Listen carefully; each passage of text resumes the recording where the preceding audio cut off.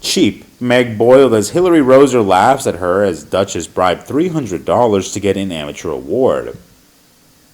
HCAs is the new award that ranks 15th in the award categories out of 15 and only costs $300 to even register. That was the prize that the Sussexes won, which led Hilary Roserr to mock them as cheap people trying to struggle without money or fame. Absolutely no sniggering, please, at the news that Harry and Meghan's Netflix documentary has been nominated for a non-fiction award. In the absence of a Recollections May Vary category, what were the organizers of the prestigious Hollywood Critics Award supposed to do? So there Harry and Meghan are, in the streaming non-fiction category and up against Deep Breath, Prehistoric Planet 2, Renovations, The 1619 Project, The Reluctant Traveler with Eugene Levy, and Rainn Wilson and the Geography of Bliss. I haven't seen any of the above, but their truth can hardly fail to be as inspiring as Harry and Meghan's truth. I note also that the Geography of Bliss sounds like the sort of thing Meghan says, and maybe she'd have talked about it in her podcast if it had been recommissioned, and woe is me that it was not.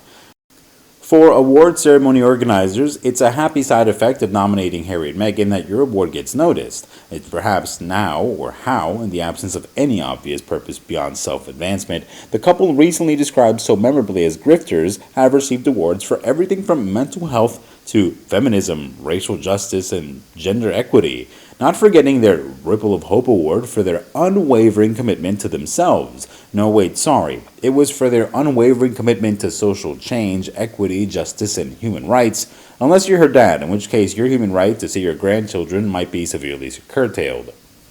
Let us cast our minds back then to December 2022 when their Netflix Truth first aired, as opposed to their Oprah Truth and Harry's Truth and Spare, and it's most important to stress that they are all equally true, even if they vary, which they don't. Anyway, thanks to Harry and Meghan's bravery and commitment to social justice in accepting Netflix's millions, we learned the following: that their cottage at Kensington Palace was pokey, that Prince William has a temper, and that their love story is a modern fairy tale because that's what Meghan says, so it must be true. And don't worry if you doubt any of the above, she'll be fine with that because those bullying allegations were defamatory lies and strongly denied. We learned that the couple have an inspiring gift for friendship, with strangers having once been lent a house by a friend that they'd never even met, and a private jet by, and I quote Harry, another amazing friend who we have never met.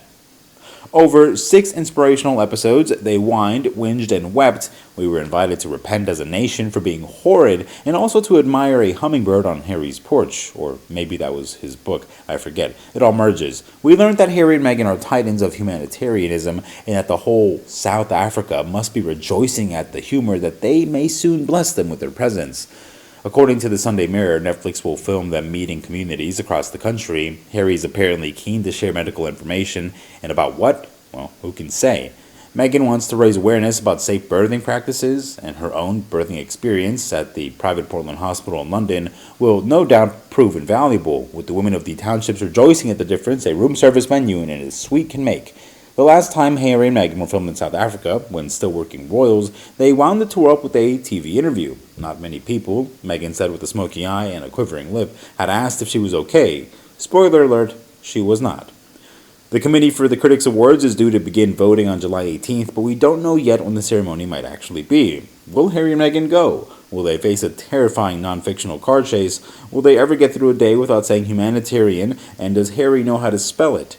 So many questions, and the truthful answers depend on whom you're asking. Harry and Meghan, back to you.